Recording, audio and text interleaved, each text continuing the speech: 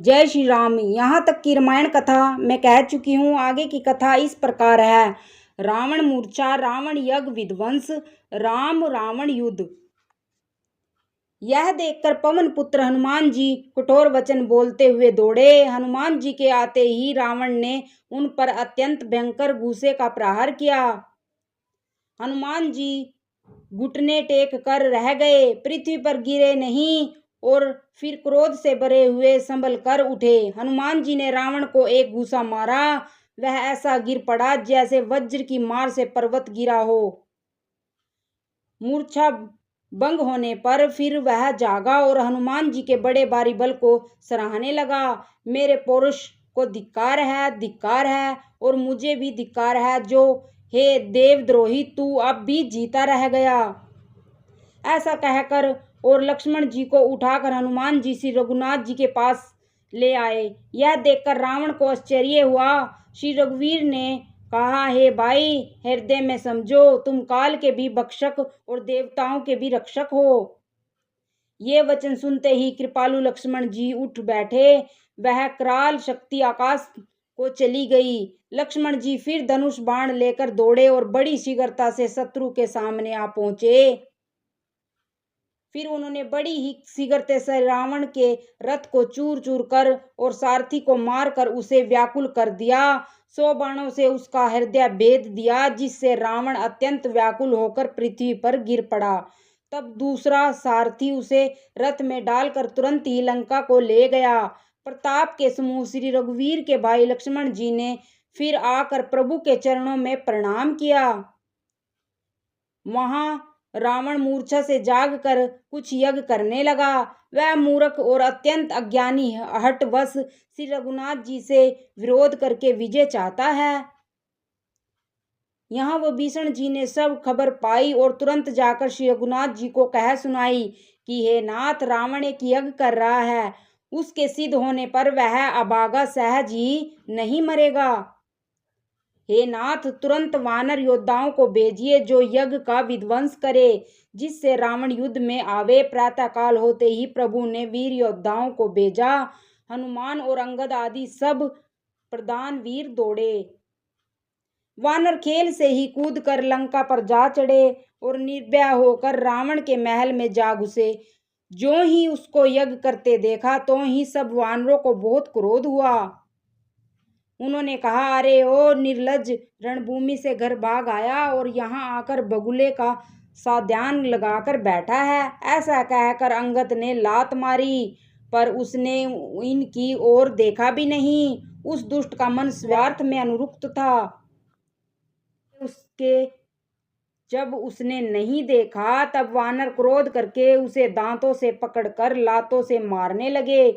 स्त्रियों को बाल पकड़कर घर से बाहर घसीट लाए। वे अत्यंत ही दीन होकर पुकारने लगी। तब रावण काल के समान क्रोधित होकर उठा और वानरों को पैर पकड़कर पटकने लगा। इसी बीच में वानरों ने यज्ञ विध्वंस कर डाला। यह देखकर वह मन में हारने लगा। यज्ञ विध्वंस करके सब चतुर वानर रघुनाथ जी के पास आ गए। तब रावण जीने की आस छोड़कर क्रोधित होकर चला। चलते समय अत्यंत भयंकर अमंगल होने लगे। गिद्ध उड़ उड़कर उसके सिरों पर बैठने लगे, किंतु वह काल के वश था, इससे किसी भी अवशगुन को नहीं मानता था। उसने कहा, युद्ध का डंका बजाओ। निशाचरों की अपार सेना चली। उसमें बहुत से हाथी, रथ, घुड़सवार और पैदल हैं।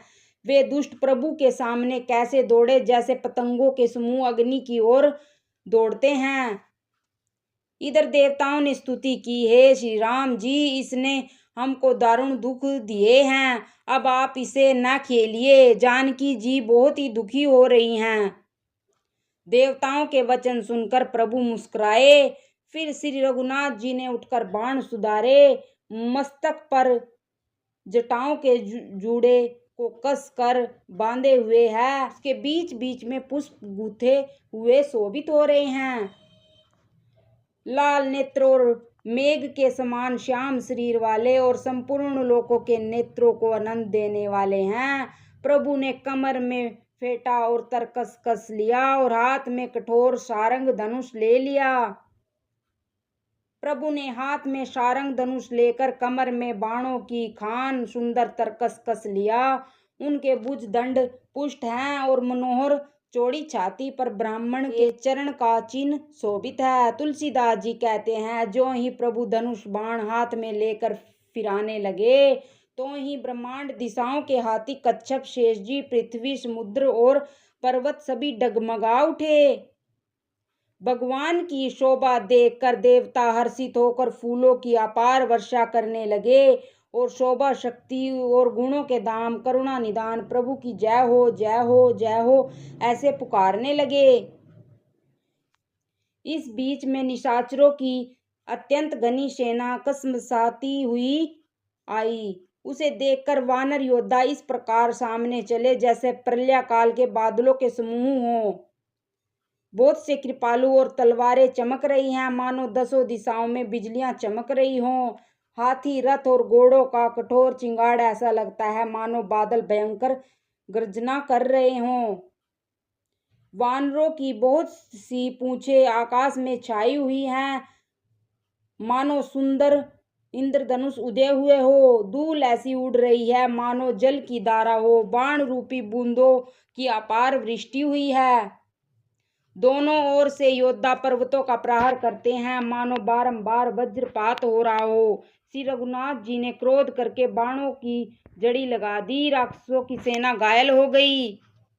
बाण लगते ही वीर चित्कार कर उठते हैं और चक्कर खा खा कर जहां तहां पृथ्वी पर गिर पड़ते हैं। उनके शरीर से ऐसे खून बह रहा है मानो पर्वत के बाहरी झरनों से जल बह रहा हो। इस प्रकार डरपोकों को भय उत्पन्न करने वाली रुधिर की नदी बह चली।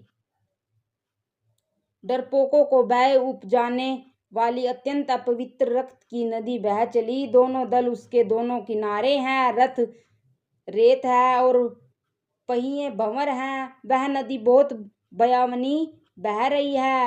हाथी पैदल घोड़े गधे और अनेकों सवारियां ही, जिनकी गिनती कौन करे। नदी के जल जंतु हैं, बाण शक्ति और तोमर सर्प हैं, धनुष तरंगे हैं और डाल बहुत से कछुए हैं।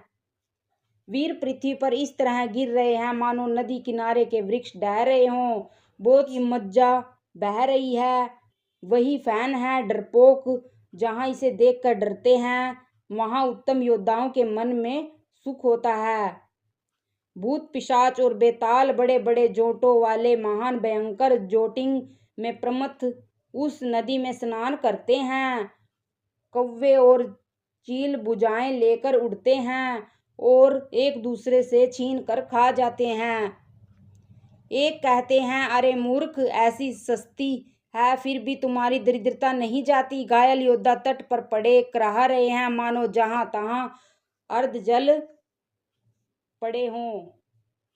गिद्ध आते खींच रहे हैं मानो मछली मार नदी तट पर से चित लगाए हुए बंसी खेल रही हो।